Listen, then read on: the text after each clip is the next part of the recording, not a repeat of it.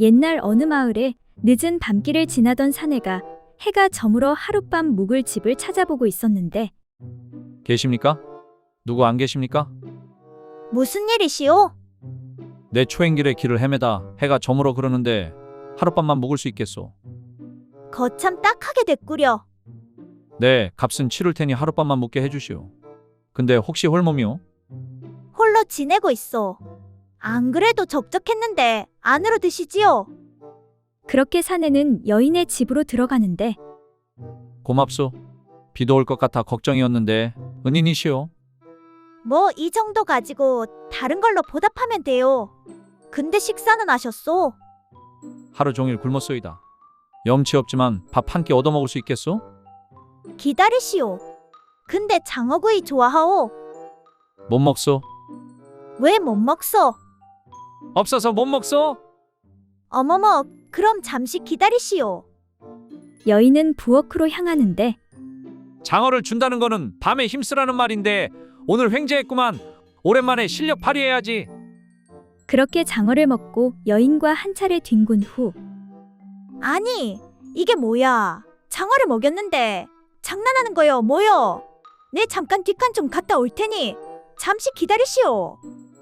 그때 누군가가 방문을 열고 들어오는데 넌 누구요? 네? 누군데 여기 있냐고? 아, 저는 하룻밤 신세 지려고. 뭐라고? 너 내 마누라랑 놀아놨냐? 맞네, 맞아. 아니, 아까 분명 홀몸이라 했는데. 홀몸 같은 소리하고 자빠졌네. 사내는 연락에 터지는데 그때 여인이 다시 나타나서는 아재요, 또 술 먹었어? 아니, 금자댁 아닌가? 으이그, 술버릇 못 고쳤네. 술 드셨으면 곱게 집에 들어가지. 왜 또 우리 집에 와? 아니, 옆집인데 헷갈릴 수도 있지. 그거 미안하네. 자네도 미안하네. 근데 새 애인이요? 코가 크구만. 아래도 실하겠어. 실하긴 뭘 실해? 아니 근데 왜 하필 코를 때려요? 안 그래도 그게 시원찮아. 코로 다시 해보려 했는데.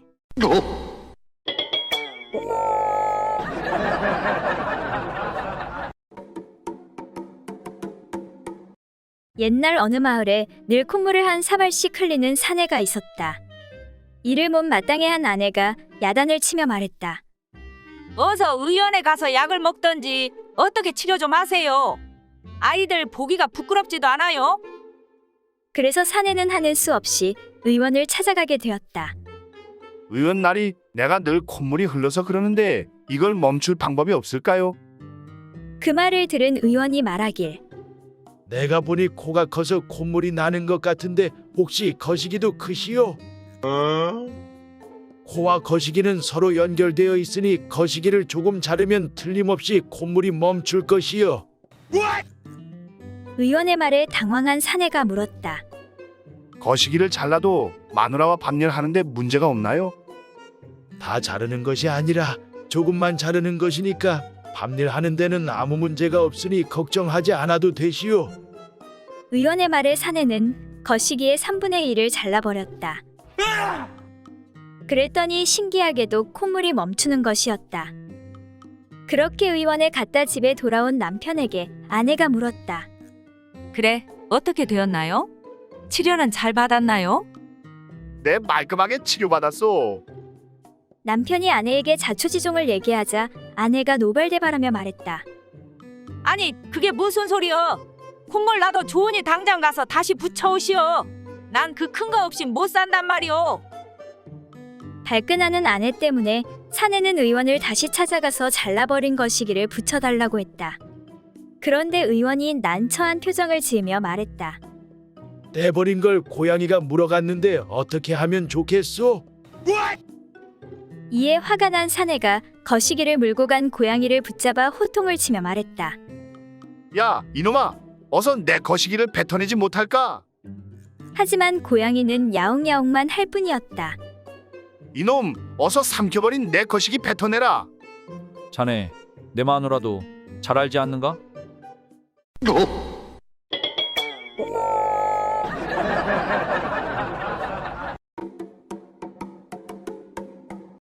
옛날 어느 마을에 어떤 생원이 포천으로 갈 일이 있어서 저녁에 여종을 불러 말했다. 예, 사모라. 내가 내일 아침 일찍 포천에 갈 일이 있으니 너는 서둘러 일어나 아침밥을 지어 놓도록 해라. 알겠느냐? 예, 알겠습니다. 생원 어른.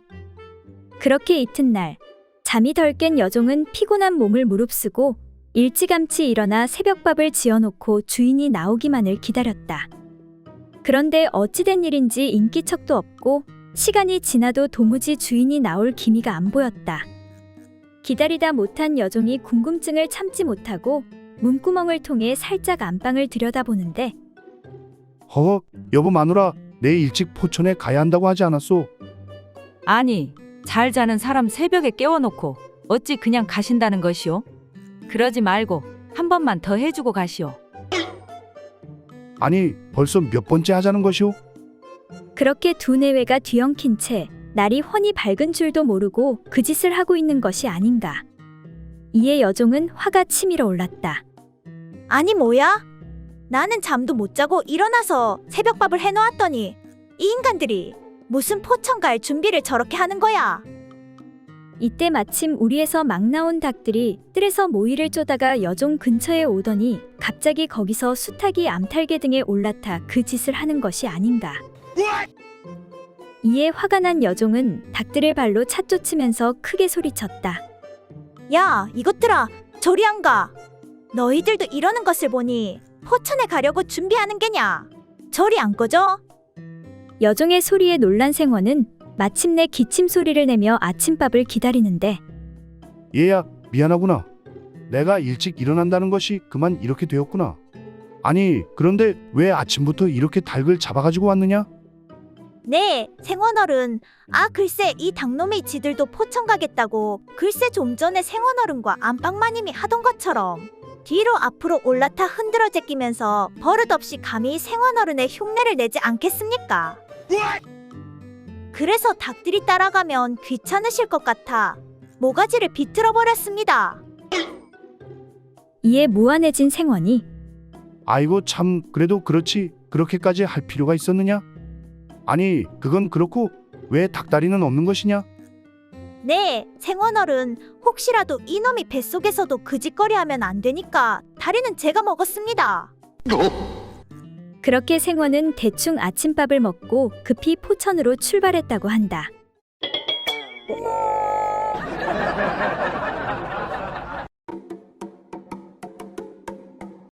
옛날 어느 고을에 한 젊은 부부가 살고 있었는데 한밤중에 그 집에 도둑이 들었다.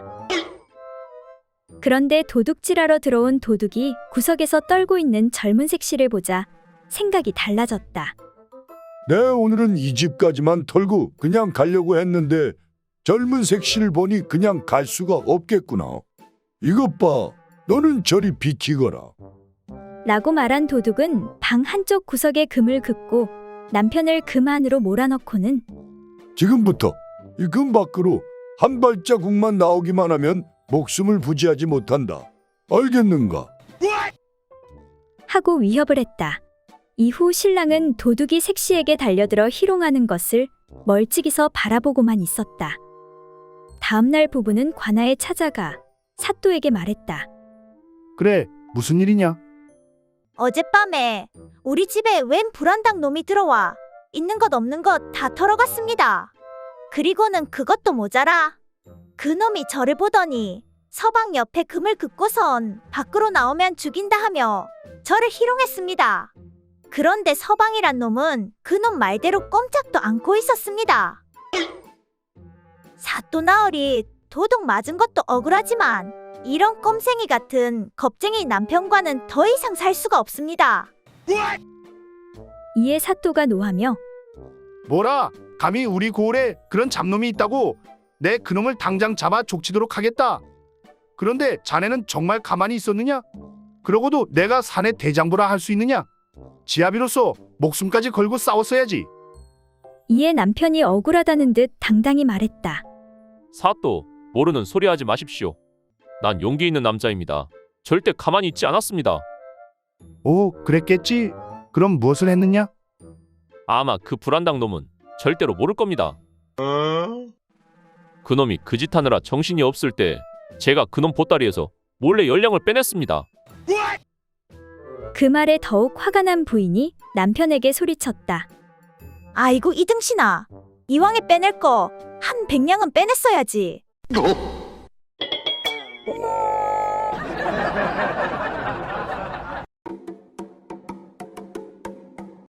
옛날 어느 마을에 과부 경자는 혼자 어렵게 떡 장사를 해서 겨우 입에 풀칠하며 살고 있었다. 어느 날 아침 그날 팔떡을 광주리에 올려놓고 피곤해 잠시 방에서 잠을 자다 나왔는데 떡이 하나도 없는 게 아닌가. 아니, 이게 뭐야? 내 떡이 다 어디 갔어? 이거 미치고 환장하겠네. 그래, 이건 분명 또 그 불안당 놈들이 틀림없어. 경자는 건너편 집에 사는 두 놈의 불안당 짓이 틀림없다고 생각했다. 이들은 몰래 남의 집게나 닭을 훔쳐먹기도 하고 경자의 떡을 먹다 들킨 적도 있었다. 그래서 참다 못해 관아의 사또를 찾아가 고하는데 그래, 그렇다면 그 두 사내들이 그랬단 말이지. 예, 틀림없습니다. 늙은 놈이랑 젊은 놈 하나인데 제발 제 떡값을 돌려받게 해주십시오. 요즘 장사가 안 돼 떡도 잘 안 팔려. 하루 팔아 하루 먹고 사는데 도와주십시오. 그래, 내가 한번 밝혀보겠노라. 그렇게 사또는 두 사내를 불러들이는데 내 이놈들 혼자 가난하게 떡을 팔아 겨우 살아가는 불쌍한 과부의 떡을 내 놈들이 어찌 훔쳐 먹을 수가 있단 말이냐? 아닙니다. 사또 나으리, 저희는 그런 사실이 없습니다. 오냐? 그렇단 말이지? 사또는 부하를 시켜 냉수를 가져오게 하는데 지금부터 물을 머금고 입안을 가시게 한 뒤 삼키지 말고 뱉어보거라. 사또가 시키는 대로 하자 사내들 치아 사이에 끼어있던 떡고물이 나오게 되는데 이놈들, 내 놈들 입안에서 나온 떡고물을 보고서도 아니라고 우길 것이냐? 죄송합니다. 사또 나으리, 한 번만 용서해 주십시오. 사또는 사내들에게 곤장을 내리고 떡값도 물게 했다. 감사합니다, 사또 나으리. 그래, 이제는 혼쭐이 났으니 다시는 도둑질을 하지 않을 것이다. 그런데 사또 나으리, 그래, 또 무엇이냐?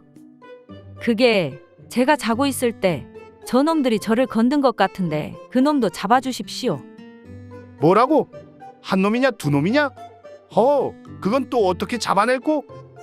고민하는 사또에게 경자가 그건 방법이 있사옵니다. 그래, 무엇이냐? 분명 늙은 놈이 범인이니 그 놈을 옥에 가두어 다시는 나오지 못하게 해주십시오. 뭐라? 그렇단 말이지. 그 증거는 무엇이냐? 제 말이 증거이옵니다. 하여튼 무조건 늙은 놈이 범인이고 젊은 놈은 죄가 없으니 그냥 풀어주십시오. 그렇게 경자가 때를 쓰니 사또는 하는 수 없이 늙은이만 옥에 가두었다고 한다.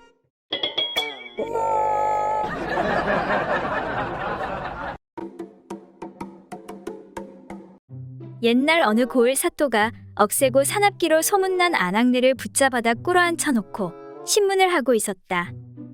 내 인연, 어찌 감히 하늘 같은 남편의 얼굴을 때려 상처를 입힌 것이냐? 이런 천하의 고약한 년 같으니. 그 말을 들은 사나운 여자가 말했다. 사또나리, 남편이라는 작자가 하나밖에 없는 저는 돌봐주지도 않고 맨날 술집에만 돌아다니며 살림을 모두 탕진해 없애버리니 어찌 그대로 보고만 있을 수가 있겠습니까? 서로 다투다 보니 얼굴에 상처가 나게 된 것인데 어찌 모두 제 잘못이라고 할 수 있겠습니까? 그 말을 들은 사또는 더욱 크게 화를 내며 뭐라고? 이런 방자한 계집을 보았나? 당장 주리를 들고 목을 쳐야 할 것이야. 그러자 그 말을 들은 남편 되는 사람이 잔뜩 겁을 먹고 놀라며 말했다. 사또나리, 우리 부부가 서로 옥신각신한 것은 사실입니다. 그런데 이 얼굴의 상처는 제가 그만 실수로 문턱에 걸려서 넘어져 난 상처이지 부인이 때려서 난 상처가 절대 아닙니다. 그러니 제발 제 부인을 용서하여 주십시오. 그런데 그때 마침 이 광경을 지켜보던 사또 부인이 사또에게 말했다. 아니 여보, 주막집 기생한테 푹 빠져 가산을 탕진한 남편을 때린 것은 엄연히 아내의 의무인데 어찌하여 거꾸로 아낙네를 나무라고 벌을 내리려 하시오? 사또나 되는 양반이 그런 것도 모른단 말이오. 부인이 사또를 크게 나무라자 사또는 당황하며 말했다. 얼른 저 여자를 풀어주고 집으로 보내주어라. 잘못하다간 나도 문턱에 넘어져 얼굴에 큰 상처가 생길지 모르겠구나.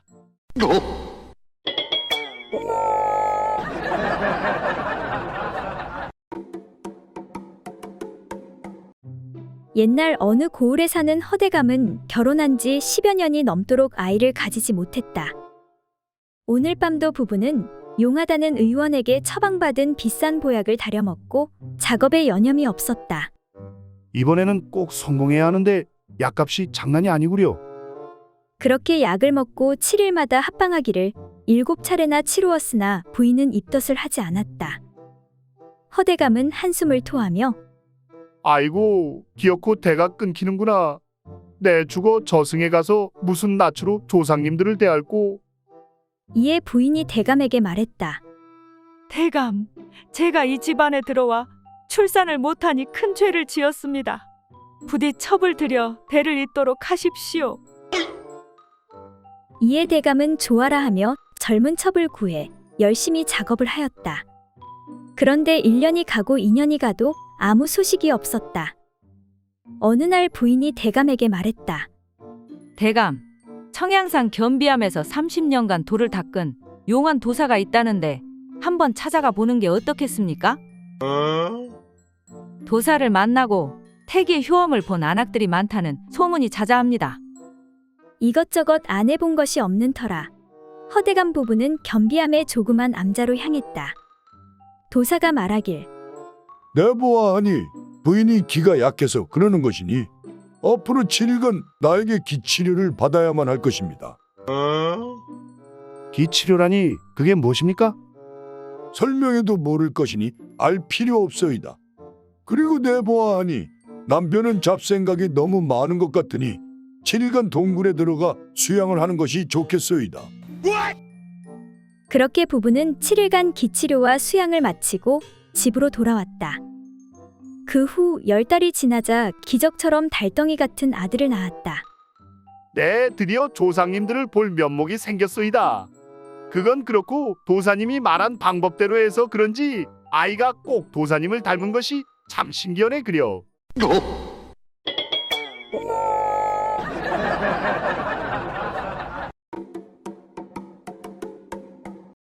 옛날 어느 마을에 과부 명자가 살고 있었다. 그러던 어느 날 그녀는 마을 사내 춘복이에게 몹쓸 짓을 당했다며 관하로 찾아가는데 사또, 아무리 서방 없는 과부라고 이렇게 막대해도 되겠습니까? 아 글쎄, 최대감 댁 머슴 춘복이라는 자가 어젯밤에 제 방으로 오더니 저에게 몹쓸 짓을 했습니다. 그게 사실이더냐? 그런 고얀 놈이 우리 고을에 있단 말인가? 내 그 자를 잡아들여 바로 문초하겠다. 그렇게 춘복이가 관아에 끌려오는데 그 과부가 한 말이 사실이더냐? 내가 아녀자에게 함부로 몹쓸 짓을 하였다는 게. 사또, 그럴 리가요. 저는 법 없이도 사는 사람입니다. 그런데 어찌 아녀자에게 함부로 했겠습니까? 그 과부가 외롭다고 자기 집으로 오라더니 술을 먹여놓고 오히려 저를 범한 것입니다. 그걸 믿으란 말인가? 만일 꺼지시면 이 자리에서 바로 소인의 목을 치셔도 됩니다. 그렇게 춘복이가 억울함을 호소하자 그의 진정성이 보여 사또는 고민하다 두 사람을 불러들이는데 그래, 그대는 어떻게 하면 좋겠는가? 이자를 옥에 넣을까? 아님 합의를 하겠나? 사람이 실수를 할 수도 있지요. 이자와 합의하겠습니다. 그래, 술에 취해 욕정을 못 이긴 점을 참작해 열량의 합의 보도록 하세. 네, 억울하지만 알겠습니다. 그때 열량의 귀가 쫑긋한 명자가 말을 하는데 아닙니다. 사또. 쇳내 집에서 한 번, 물레방아에서 한 번, 갈대밭에서 한 번, 그래서 총 30냥입니다. 하니 이에 사또가 이런 몹쓸 한 번은 당한 게 맞으나 세 번은 어찌 당했다고 할 수 있겠느냐? 그것이 여봐라, 저 여인에게 곤장 20대를 내리거라. 이에 깜짝 놀란 명자가 둘러대는데 사또, 어젯밤 집에서는 이 사내에게 물레방아에서는 덕수에게 그리고 갈대밭은 저기 있는 포졸 삼식이에게 당했습니다.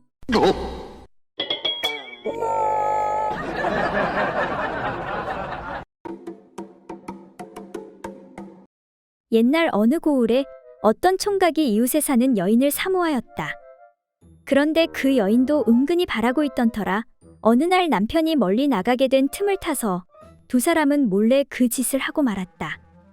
그러나 여인은 그 자취가 탈로 날까봐 두려워 관가에다가 총각이 자신을 덮쳐 욕을 보였다고 고소하였다. 이에 사또가 그 여인에게 물었다. 총각이 비록 범하려 하였다곤 하지만 너는 어찌하여 이에 순순히 따랐는고? 하고 사또가 묻자 그 여인이 답하길. 저 총각이 쇳내를 덮칠 적에 한 손으로 저희 두 손을 잡고 다른 손으로는 저희 입을 막고 또 다른 한 손으로 자신의 물건을 집어넣으니 저와 같이 연약한 여자가 어떻게 저항할 수 있었겠사옵니까?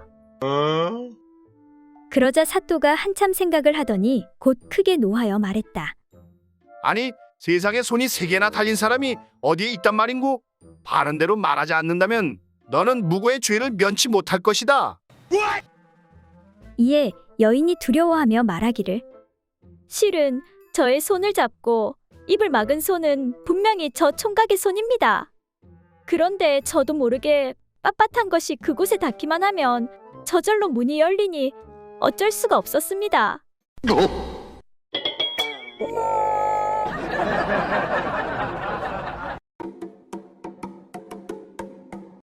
옛날 어느 마을에 한 노처녀가 우물에서 물을 길어 물동이를 이고 막 돌아서는데 마침 갓 혼인의 새 신부가 된 친구가 물을 기르러 왔다.